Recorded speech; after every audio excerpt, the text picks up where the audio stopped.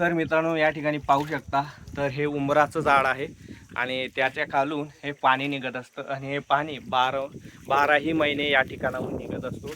आणि हे स्थळ आहे शिरपूर तालुक्यात जळोद या गावामध्ये आणि मी आलो या ठिकाणी कारण इथून 2 किलोमीटर अंतरावर माझ्या मावशीचं गाव आहे तराड कसबे आणि तिथे आल्यानंतर मी या ठिकाणी नेहमी येत असतो।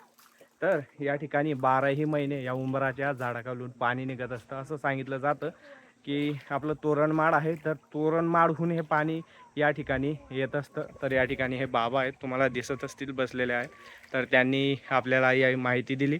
आणि हे पाणी येथे पाहू शकता, आधी गायच्या मुखामधून निघायचं, आता ते कमकुवत झालेलं आहे दीर्घकाळामुळे।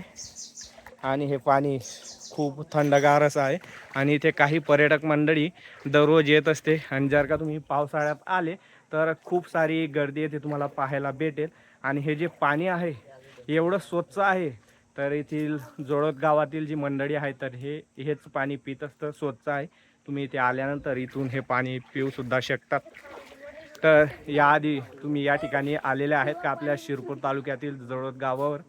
तर कमेंट करून नक्की कळवा। आणि याचा फुल ब्लॉग आपल्या अविनाश तिरमले यूट्यूब चॅनलवरती टाकलेला आहे, खाली तुम्हाला लिंक भेटून जाईल, नक्की पहा।